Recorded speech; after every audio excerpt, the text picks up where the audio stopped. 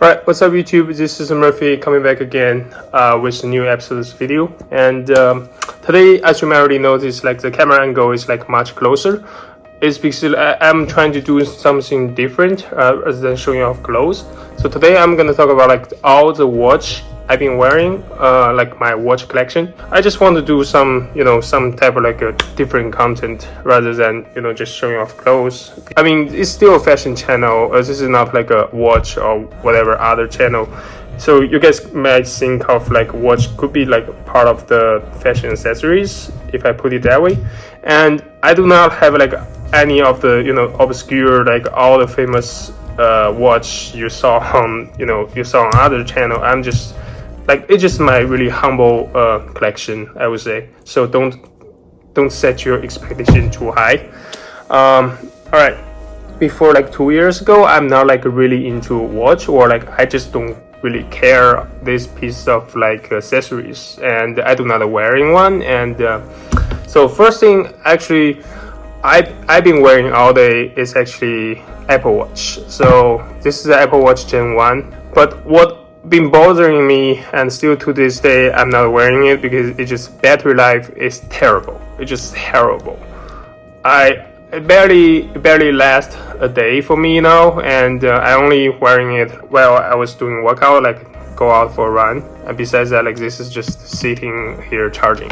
Second thing is, like, even though you're not like looking at your phone that often, but the notification pop up like one by one is still really a huge distraction. So the first mechanical watch I actually bought is actually from Bape. It's a Bape X. From the shape or from the look, you already know this is like a pure homage to Rolex Submariner, like almost exactly designed. Just changing the Rolex logo to the Bape X, even in the same font. So the bezel and the Mercedes hand is all the same. So I got this one from a Japan proxy website called Stylistic Japan, I think, over a little bit 2 years ago. This is not actually brand new. This is also pre-owned. I just really like the color of the bezel, because like for Rolex, I think Kermit is the most kind of like a most sought after or most rare Submariner. So this kind of like an olive green color with this NATO strap is really like draws my attention, and I think like it just like overall is really great at the time when I found it. So I just immediately put the trigger. The only downside for Bape X, I think all the movement you use is from like Miyota. That's like a sub-brand from Seiko. So it's still very low end movement. So I wouldn't count on the accuracy of this watch. And the majority, I bought it just for the look, and I think it served well in the past 2 years. So here's how it looks on the wrist. Yeah, this is how the watch looks on the wrist. So the next watch is right here. It's actually Rolex. So this is Rolex Explorer 1, reference number 114270. So this is an old, not really vintage, but kind of like an old Explorer 1. I think the production year is from 2000 to 2008. So it's not that old, but still it had like definitely have some years on it. Also, to differentiate with the current Explorer 1, this is actually a 36 millimeter diameter rather than the current 39 millimeter version. And also, it didn't have that, I think this what is called a super luminova for the paint. The reason I bought this watch, just comparing to all the offering from Rolex or from other brand, I just feel like this is a perfect balance between sporty and business. Like if I'm changing the bracelet to the steel, changing the bracelet back to the steel, it's a perfect watch for for business. But as you see, I put the NATO strap on. It looks really good, really sporty, and I just like how the bezel looks with the 369 pointer and the Mercedes hands. Yeah, and 36mm definitely fits my wrist much better than the 39mm. And here's how it looks on my wrist. It just looks really good in every occasion I can think of. So definitely one of my favorite pieces that I currently own right now. So next item actually I got from the trip to Japan. This is from Casio. The model number is the GA2100. So other people calling this is the Casio versions of Royal Oak because the shape of this watch looks exactly like the Royal Oak. The other reason is just like this watch is actually super thin compared to other G-Shock. So I just feel like they did a great job on the design, and I totally inclined with this like a matte black, the whole all black everything look here. So yeah. Definitely recommend it if you're looking for maybe a workout watch or just like a beater that you can throw in when you're doing like outdoor events. So here's how it looks on my wrist for this Casio GA2100, aka the Casio Royal Oak. So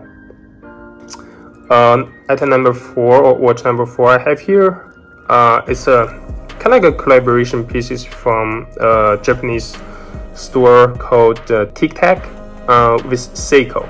So this watch only released in Japan, and actually at the day before I arrived for my travel, and unfortunately I was trying to seek a lot of like stores, but they are all sold out in the first day. So I had to pay some extra with one of the proxy I found, but overall I still really like get my hands on these pieces. So as I already mentioned, my Rolex Explorer, I think you might already know why I bought this. It's just because it's pretty much look like a twins. So the Explorer have the 369 mark. This watch have a 12 and 6 mark, and in the 3 location there's a date window there, and also the hands of this watch is also looking like the Rolex's Mercedes hands. So if I'm put it side by side, you can see clearly that how these two watches look like each other. So, but what really catch my eye of this watch is they actually made some patina, give it an all vintage look. So here's how it looks on my wrist. So just think of it's kind of a twin brother of a Rolex Explorer. I mean, at least that's what I'm thinking while I was wearing this watch. Alright, so next piece I got here is from Tudor. Found this Blackberry 58 while I was in Dubai back in February. So I was just actually just hanging around at Dubai Mall. I was not intent to buy anything, but I saw this one on the shelf and I decided to try it out. So I think the Blackberry 58 is just kind of an alternative or cheaper version of Rolex Submariner. But what I really look is the size of the bezel. So this one is actually 39mm. I think I have a really thin wrist, so the proportion is definitely much better, and the price is really good in Dubai, so I decided to pull the trigger. So this one is actually it's more similar, or the look of this watch is more like the old Submariner, so the last generation, not the current ceramic bezel one, just because the bezel is much thinner. And yeah, so after I got this watch, I pretty much been wearing this one all day long. It's just because the power reserve of this movement is actually incredible compared to all my other watch. So I do not need to worry about just running up watch every day and things like that. So definitely recommending you guys this Blackberry 58. I think Tudor just announced a new colorway of Blackberry 58. Like this is definitely like my to-go watch just at the moment. Here's how it looks on the wrist.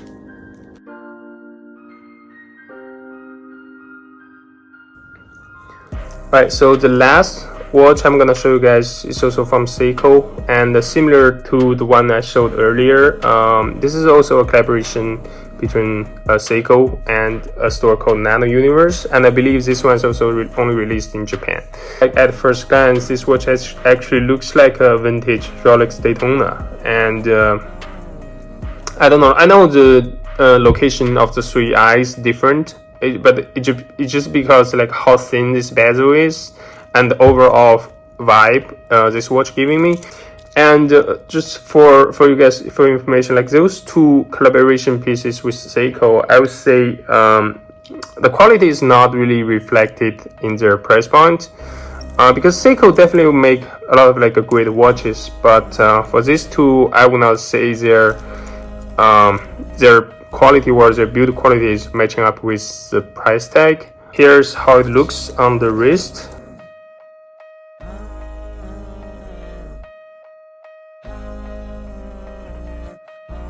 Alright guys, I will try to wrap up this video really quick, and if you guys interested in any of the watch or like just in general, I actually suggest you guys check out Hiroshi Fujiwara's blog. So I think in his blog, he actually have like a special section just talking about the watch, vintage Rolex and all the other Seikos, etc, etc. So yeah, that's a really good starting point, like to just gain a lot of like knowledge, and definitely you can still do your own research. So once again, I mean, I'm not like a huge watch expert. It's just like my humble opinion and my humble reflection. So just hope you guys enjoy the content, and see you guys next time. Peace out.